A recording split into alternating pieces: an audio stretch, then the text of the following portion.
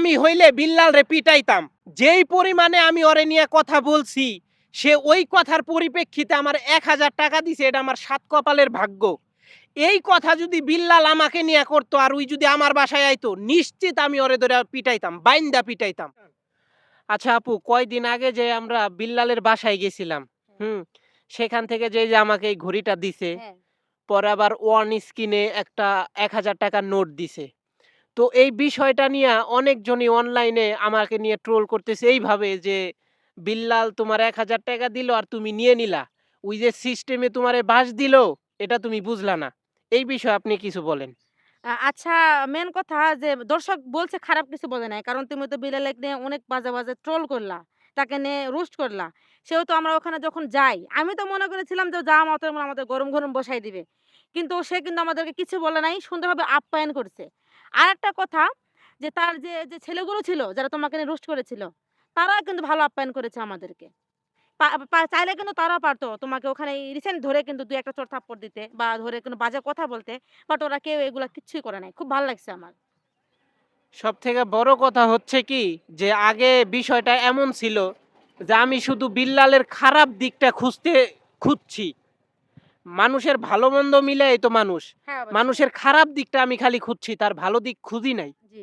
খারাপ দিক খুঁজছি আর খারাপ দিক নিয়ে কথা বলছি। কিন্তু রিসেন্টলি আমি ওই টাইমে যেমন ১ মাস আমি বিল্লালের খারাপ দিক নিয়ে কথা বলছি, আমি চাই এখন ১ মাস তার ভালো দিক নিয়ে কথা বলার। এই যে সম্রাট, তুমি তো আমার ১ম ক্যামেরাম্যান ছিলা যখন আমি বিল্লালের ক্যাটেগরির ভিডিও বানাইতাম। তুমি বিল্লালের বিষয়ে কিছু বলো। না, তুমি যখন বিলালকে নিয়ে ভিডিও বানাইছো, তখন মানে আমারও একটু খারাপ লাগছে যেহেতু আমিও বিলালের একটা ফ্যান ছিলাম। হ্যাঁ? ভালো লাগতো আরকি, মন থেকে একটু ভালো লাগতো। তো সেখানে আমি যেহেতু তোমার ক্যামেরাম্যান, তুমি মানে ভিডিও বানাইছো, তো আমার কিছু করার ছিল না। আমি তোমাকে অনেক বলছিলাম যে ওকে নিয়ে ওইরকম মানে ভিডিও না বানানোই ভালো হতো, ভালো হবে। হ্যাঁ? তো তুমি না শুনে আরকি তোমার কি হইছে না হইছে জানি না, ভিডিও বানাইছো। তো আমার মন থেকে আমি যতটুকু বুঝি, বিল্লাল আসলে একটা ভালো পারসন, ভালো একটা মানুষ। ওর কথা ভালো, মানে ভালো, ওর কাজ ভালো। ওর আমি কোনো দিক খারাপ দেখি না। আর একটা মানুষ যখন ভালো দিক, মানে ভালো কাজ করে, তো সবাই তাকে নিয়ে সমালোচনা করে। তো ওকে দেখতে পারে না, শত্রুও বেড়ে যায়। তো এখন হলো ওই মানে একটা মানুষের সব দিক খারাপ, মানে ভালো হতে পারে না। খারাপ দিকও থাকে বা ভালো হলেও খারাপ বানায় মানুষেরা। তো এখন তুমি হয়তো সেটা দেখে হয়তো বা কোনো কিছু খারাপ লাগছে, তুমি সেই থেকে, মানে সেখান থেকেই ভিডিও বানাইছো বা ওকে নিয়ে ট্রোল করছো। তো এখন যদি মানে দেখছো, ওর সাথে দেখা করছো, মিট করছো, ওর আপ্যায়ন, মানে ওকে কাছ থেকে মানে চিনছো সে কিরকম মানুষ। তো তারপর থেকে তুমি তো একটু হলেও তোমার মানে ভিতরে ঢুকছে যে না, আমি যেটা ভাবছি সেটা ওই পারসন না। একটু হলেও ভালো। তো এখন তুমি মানে সিদ্ধান্ত নিছো যে আগে যেমন ট্রোল করতা, এখন ১ মাস মানে ভালো ভিডিও বানাবা ওকে নিয়ে। তো আমি আসলে খুশি এটাতে। তুমি আগাই যাও। আর আমার মানে মনে হয় যে বিল্লাল অনেক খুশি। আর ভালো পারসন দেখে আমি, তখন ভয় লাগছে যে তুমি ওখানে গেছো। কিছু হলেও মানে গায়ে হাত দিয়ে বা মানে খারাপ ব্যবহার করবে, অনেক অপমান করবে। করে নাই। সেখানেই বোঝা যায় যে সে কত ভালো মানুষ। সবচেয়ে বড় কথা হলো, মানে আমি তো জানি, কেননা আমরা তো ক্যামেরার পিছনের মানুষ। যদিও বা এখানে আমি ক্যামেরার সামনে, কিন্তু বাস্তব জীবনে বা আমার কর্মক্ষেত্রে আমি ক্যামেরার পিছনের মানুষ। সো আমি জানি কোন মানুষটা কখন কোন এক্সপ্রেশন দেয়, কখন তার অঙ্গভঙ্গি কেমন, মানে কোন অঙ্গভঙ্গির ইয়াটা কেমন, এটা আমি বুঝি। ঠিক আছে? আমি একটা কথা বলতে চাই। অনেকেই যেহেতু আমিও তোমার সাথে গিয়েছিলাম। ওখান থেকে আসার পর ভিডিওতে দেখতেছি আমি একটা ভিডিও ছাড়ছি। অনেকে বলতেছে আপনি ২ দিন আগে ওকে নিয়ে ট্রোল করলেন, রোস্ট করলেন। আজকে আবার তেল মারতেছেন কেন? ইভেন তোমার ভিডিওগুলো দেখে অনেকে বাজে, বাজে কমেন্ট করতেছে। আমি তাদেরকে একটা কথা বলতে চাই। আমরা কিন্তু মানুষের ভিতরে কেউ ঢুকি না। আর মানুষকে কিন্তু আমরা চিনতে পারি না। যতক্ষণ না আপনি একটা মানুষের কাছে গিয়েছেন, কাছে না যাওয়া পর্যন্ত তাকে কিন্তু আপনারা চিনতে পারবেন না। সেহেতু আমরা লোকটার কাছে যখন গিয়েছি, আমরা কিন্তু তাকে জাজ করার জন্য গিয়েছিলাম। আমরা গিয়ে যা পাইলাম যে আসলে উনি একজন ভালো মানুষ।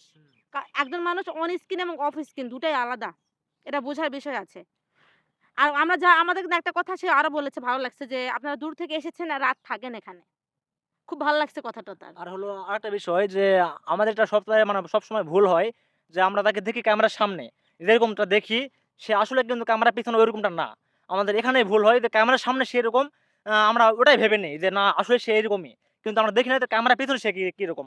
মূল বিষয় ওটা, ক্যামেরার পিছনে সে কিরকম এটা আগে জানতে হবে আমাদের। তারপর তাকে নিয়ে কথা বলা উচিত। সো বিল্লাল ভাইকে একটা কথা বলবো। যদিও বা আমার বাড়ি আক্কেলপুর না, কিন্তু আমার বেশিরভাগ সময় আক্কেলপুরেই কাটে। সেই ক্ষেত্রে আমি চাই যে আপনি আক্কেলপুর অবশ্যই আসবেন, ঘুরবেন, দেখবেন, ঘোরাবো, দেখাবো। আর যেই মানুষগুলি আমাদেরকে নিয়ে কথা বলে, সেই মানুষকে জবাব দিব আসলে আপনি মানুষটা কেমন। এটা আমরা তাদের কাছে তুলে ধরতে চাই। আর ভাইয়া অবশ্যই আসবেন আমাদের এখানে। আপনাকে রিকোয়েস্ট করতেছি। কারণ কি আর তাও বলি, অনেকেই ভাবতেছে আমরা মিথ্যা কথা বলতেছি।